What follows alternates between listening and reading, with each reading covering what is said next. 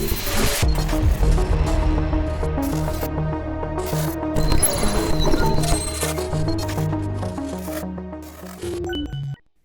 to the Silicon Slopes podcast. Today we're here with Peter Thorpe, who is the founder and CEO of FireAvert.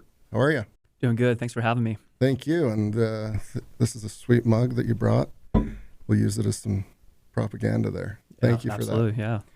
All right, this one's going to be fun because it's a cool product, and you've got a background related to fire. We'll get into that. And then you've pitched on SharkTank and got a cool story to tell. So let's start with the founding story. Where did the idea come from? Yeah, absolutely. So a lot of people don't know, but I'm actually still a career firefighter. 2 days a week, I spend those days at the firehouse running 911 calls. So the idea for FireAvert came from my background in being a firefighter. So early on in the career, I started realizing that every shift, we call them, that we would go on a kitchen fire. It was just something we could count on. And so after 4 years of being a firefighter, we went on this apartment complex. We got dispatched to a possible apartment fire. We get there, as firefighters, we're excited. We're grabbing our tools. We're going up there. We kind of smell the smoke. We see kind of some smoke coming through some windows. And we pop the door, crawling under, and once again, it was just some beans on the stove. No flames, just a lot of smoke damage. So I was driving the engine home back to the firehouse, and the idea just hit me like a light bulb. Like I couldn't stop thinking about it. And the idea was, why can't we have that stove turn itself off and prevent this fire, prevent us from ever being called here? And no joke, that night in the firehouse, I didn't sleep at all. I started thinking about all these different calls I'd been on that only if that stove had turned itself off, that home never would have burned down. We'd never been called there. So I couldn't stop thinking about this. And I knew there was a lot smarter people than me out there. So I got some buddies together that I knew that did product development, that were engineers, and we raised some money from friends and family. And then we got our first prototype and product, and we were off on the, roads going, selling. Very cool. Love that story. Did you check the door for heat before you went in? No. I had to get my backdraft joke. Kind of, yeah, right, yeah. Exterior doors, we really don't. We watch the heat, we watch for smoke signs, but we use our tools and we pop it when we control the door. We only let the door open a couple inches so we can kind of see, and then we go open all the way. And we're down low, never standing. So, yeah, I'm going to tell everybody, we've been doing it wrong. We should be putting our hands and checking the heat on that. So, there you go. It. Yeah, if you want some firefighting advice, just come on the podcast. Yeah. I love that story, and it's really cool that you're still an active firefighter. And those are like 24-hour shifts, then it sounds like.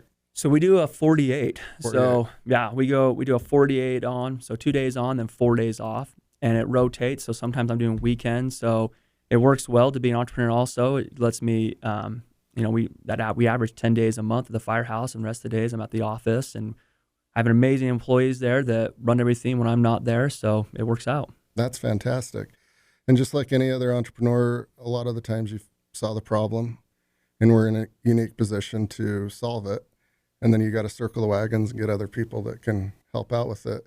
So how long from like the restless night at the station to like a minimum viable product? How long was that? Yeah, it was. So it's a fun story. So we have the idea, we get some engineers together, we raise a little bit of money, and probably about 6 months later, we had like a prototype, like a very rough prototype. But during that first year, we did all the like business plan competitions. We did the whole circuit through BYU, the University of Utah. We went to San Diego, just all of them. And at the end of the year, we had like $100,000 in cash sitting there. And I thought we'd made it. Like I thought we hit like the jackpot. And so then we had enough capital really to tool up and start manufacturing this overseas and being serious about it. And then very quickly, I realized that wasn't even barely enough money to do where we needed to get. So that was nerve-wracking. We realized we had to raise some more money, which we did. So within a few months, we had a rough prototype. But then in 12 months, we were tooled up. We were ready to go. And our first product, we started with 500 units, just as a rough run. And that we had 15 months after the initial idea. 15 months later, we had 500 units built overseas, ready to sell. Very cool. Yeah, it moves pretty quickly, but it's also a bad deal when you know you don't have enough money and You Yeah. realize how much it does take, huh? Well, what's so funny is I've told the guys that our first product took us 15 months to do from idea to finish, and now it takes a couple years, and we should be better at it. But I guess there's a whole lot more we have to do now. But Yeah. that we went so fast, and that's all we were doing is product development and just figuring out the design. It was a lot of fun. Yeah. And do you want to talk a little bit about that, like first product? And there's a couple of cool things I like about it, but I'll let you kind of tell the story of how it actually works in the real world. Yeah, so the idea of FireAvert was we wanted to turn off the stove. There's maybe the listeners don't know, but your kitchen stove is the #1 cause of home fires. Every 4.5 minutes, a fire department responds to a structure fire from a kitchen stove. People they start to cook and we forget about it. It happens to all of us. So we wanted to turn off that stove before there was fire. So FireAvert is a small box. It looks like a small little brick. It's kind of big, but it plugs in behind your electric stove. Just plug and play. No tools needed. Plug it in.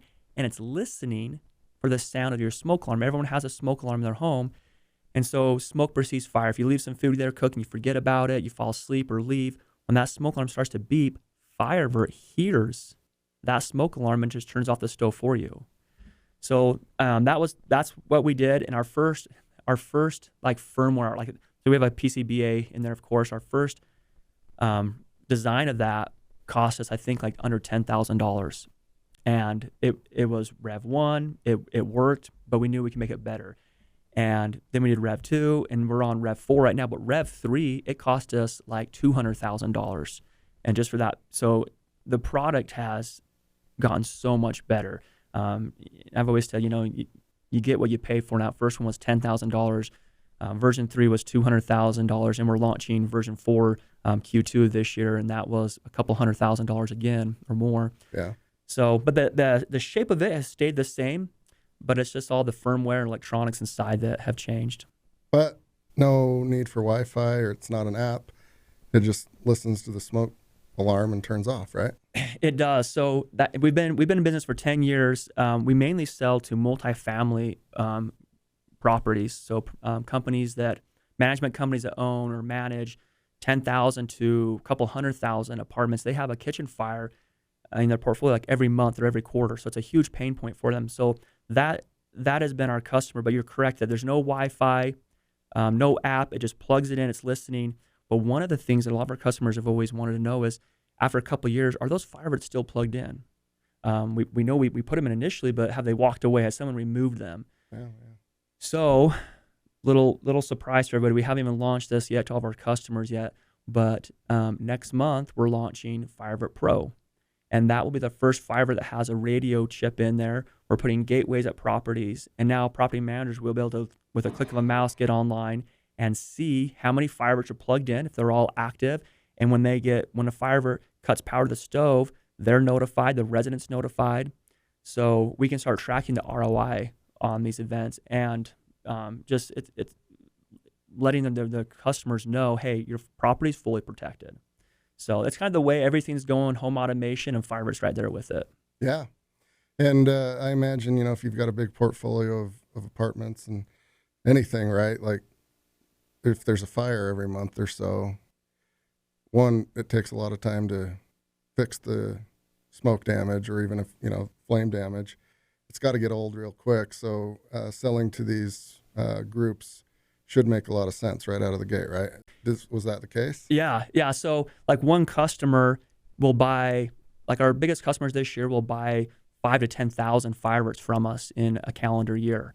So we do sell online, we sell Amazon and all that stuff, and that's great. That's our highest margin products, but our bread and butter is really selling to these property managers that manage or own. So one of our customers, they had, during COVID, they said they had a 50% increase in kitchen fires. And he says, but our properties that had FireAverts in it, no fires. Yeah. And so they're big enough. They have, I think this customer has around 200,000 units across the country, and they have construction teams that just go from like fire damage to flood damage to fire damage, and they just go around rehabbing all these events. So they love our product, and they've shared, once we put this in, the pain for us goes away. Very good product market fit there, huh? Yeah. What about gas stoves? Yeah, Is so there a that solution there? It is. So our first product was just for a four. So your electric stove has a 4-prong and a 3-prong. First product was just for 4-prong stoves, and we were limited. Just it had to be a 4-prong electric stove. And then within year 2, we made our 3-prong, just a pin configuration. And then about 4 years ago, we made FireAvert for gas stoves. We use our same PCBA, same technology. We have this gas solenoid, and we put it on there. So now we're able to do all electric stoves, all gas stoves. And that same time, we also made it one for microwaves or any 110 appliances, microwaves, toaster ovens, curling irons, whatever we want. So FireAvert now protects all appliances in the home. Very cool. All right, so you're obviously iterating with new products, and you've indicated that it takes a little longer than you'd like to roll those out. As the founder and CEO, do you get involved in new products, whether it's the research, the idea, the implementation, or do you have a product team that kind of handles that? Both. So we have an amazing CTO, Larson Webb. He's been with us for a long time now, but he's amazing. So he runs that department, and we have interns with other people. But yes, I absolutely do help out with that. And one thing that we get caught up in this too, and a lot of companies do, I believe, is that we brainstorm and think of all these cool things, and we run after this, you run after that, and we try to do everything. But so we've now over the few years to say, okay, these are all good ideas, but we are only focusing on this. So product development is big. We're always thinking, we're going to come out with a water solution here shortly. So we want to take care of your fire, your water, notifications, everything. So product development's fun. It's a blast. It's fun, but you got to be careful because it can slow you down if you just chase every idea out there. Yeah. A lot of people fall into that, whether in their just personal lives or their business. It's easier said than done to not chase the shiny objects, but if you can stay focused, it makes a big impact. Well, you've also done a really cool thing that not a lot of people here locally have done, to my knowledge, but that's SharkTank. Yeah. How was that experience for you, and ultimately, was it worth it? Shark Tank, what a whirlwind! The overall answer is yes, and it was such a good experience. It's kind of how it happened is Shark Tank came to Provo probably about 7 years ago, and they had us an open cast call, and I wasn't going to go. One of our mentors, he reached out as a text and said, "Hey Pete, you need to go down there and just pitch it."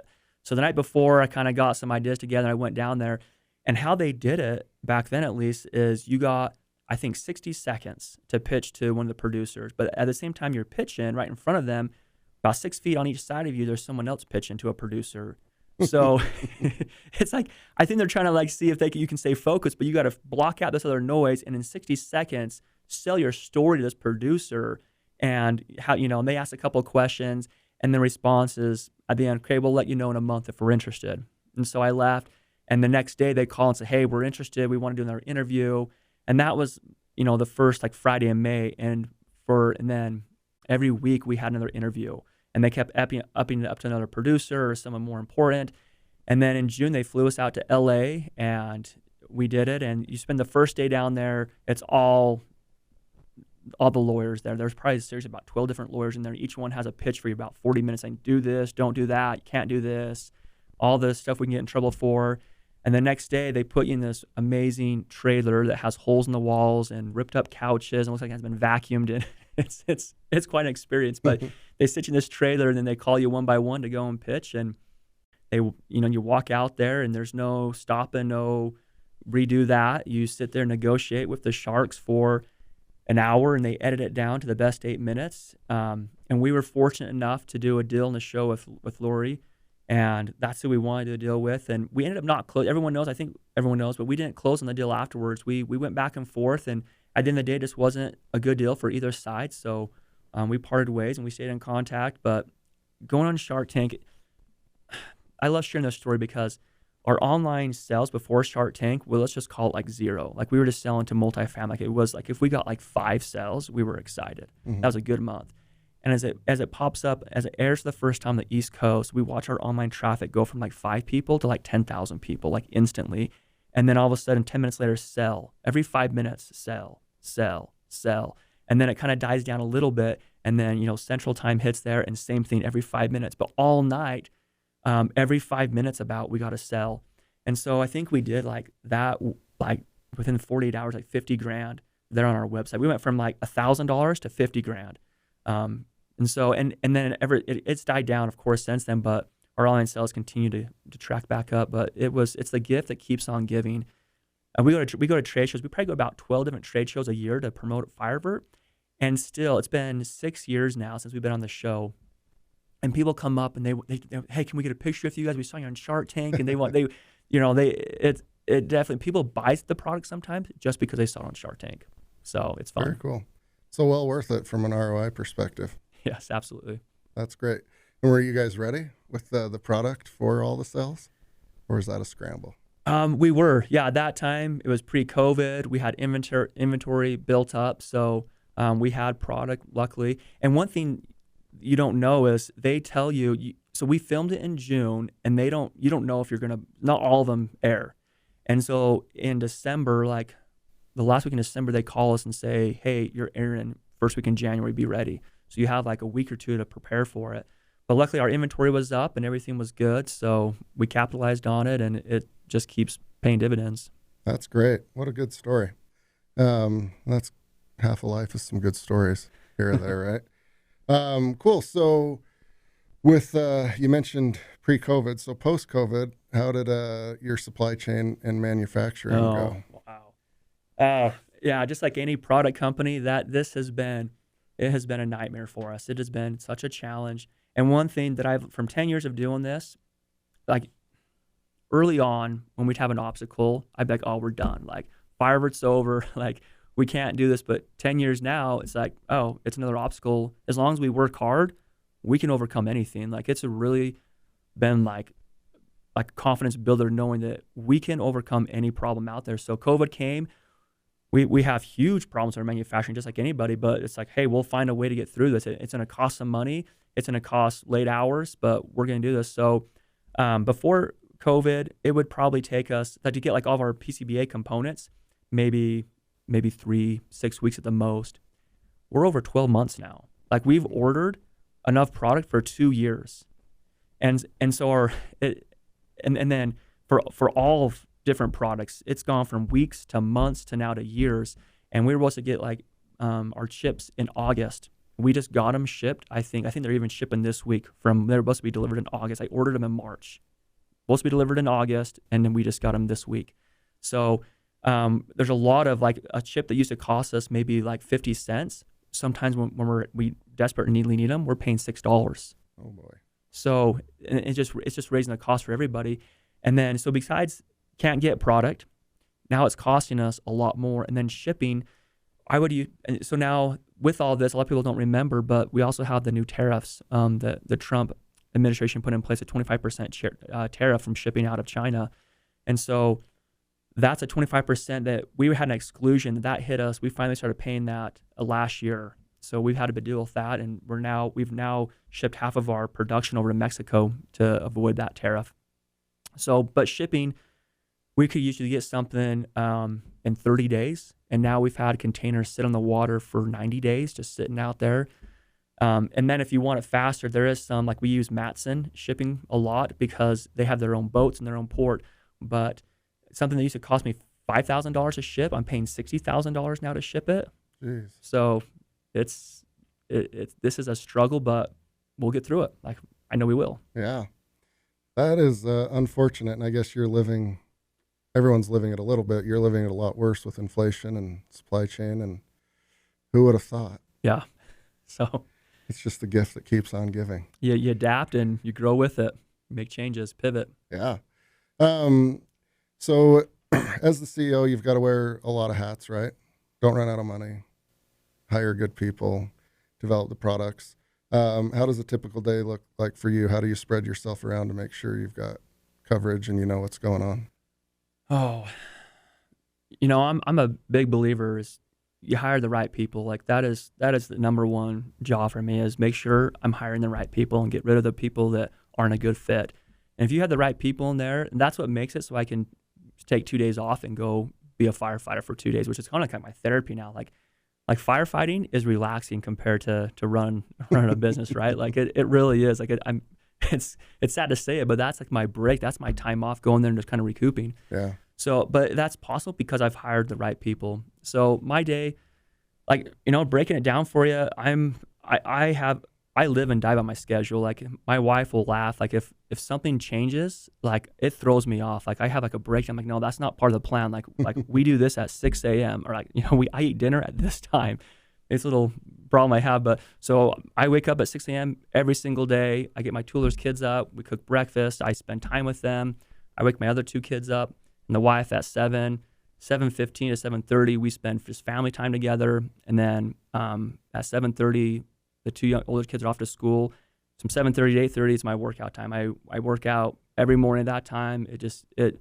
And I'm a huge believer of this. Like, if I have stress, if something is not going good after a workout, I'm like, man, why am I worrying about that? Like, that's not a big deal. We can get through this. And then I show up to the office at 9, and then my day at the office is just checking up. So FireAvert has a whole nother side of their business. We do installs. So if all these FireAverts sold, a lot of our customers wanted to hire us to plug it in, and so they're just too busy. So we've had up to 5 install teams across the country at one time. Right now we have 3, and they just dot the country and pull the stove out, plug it in, test it. So I check up on our install teams. I have an install team manager. We have a lot of policies in place. So I check, how's our inventory looking? How's our shipping? I talk to the sales guys. I have a sales manager, visit with him for a little bit, talk to our CTO. And then there's just a lot of administration stuff that I do, taking care of insurance, make sure payroll stuff, paying bills, all that stuff. Yeah. The boring stuff, not the fun stuff. Well, that's what you got to do, huh? Yeah, and then I try really hard to be out of there by 5. Not always possible, but I try to leave and go home at 5 to be with the family. Very cool. Yeah, it's regimented, but it sounds like that's what you like. Yeah, I like the schedule. Very cool. And so as you guys look into the future of factoring and all this fun you get to have now with supply chain and all of that, what's coming down the chute as far as products, and what are some of your guys' plans for the next year or two? Yeah, so FireAvert has been growing great. So even through COVID, we've had our best years. So we, on average, grow about 20 to 30% growth each year. So we're already on track to have another great year. And the kind of I shared earlier, our big push this year is 2 launches: a FireAvert 4.0, which is just a better product of what we're selling, but then the FireAvert Pro. We believe we will be kind of one of the next automation companies for multifamily. We're going to be offering, and so with FireAvert Pro, because we're a smoke alarm listening device now that we're classified, is we can dispatch fire departments to, if a smoke alarm is sounding somewhere and it's not related to the stove at all, we still can react to that. So we're going to be dispatching fire departments. There's going to be big insurance savings for these apartment complexes for having this. But with this, there's also going to be a recurring revenue platform for FireAvert. We're turning into a SaaS company where as customers sign up for the FireAvert Pro, there's going to be a recurring cost to that, of course. And so FireAvert, by the end of the year, will have about 10,000 plus customers on FireAvert Pro is what we're predicting. Very cool. These are great little pivots and big pivots and strategic thinking. And this has been a really cool story. I really appreciate you taking the time to join the podcast, Pete, and congrats on your success, making it through the last couple of years, and really, seeing a problem and finding a solution so quickly. Appreciate your time being on the podcast. Yeah, this is fun. No, thank you for having us. And so, so many people helped us. And so if there's anybody out there that wants some help or free advice, there's so many hurdles out there, and we're here to give back and help. It's very nice of you. Thank you. Thank you.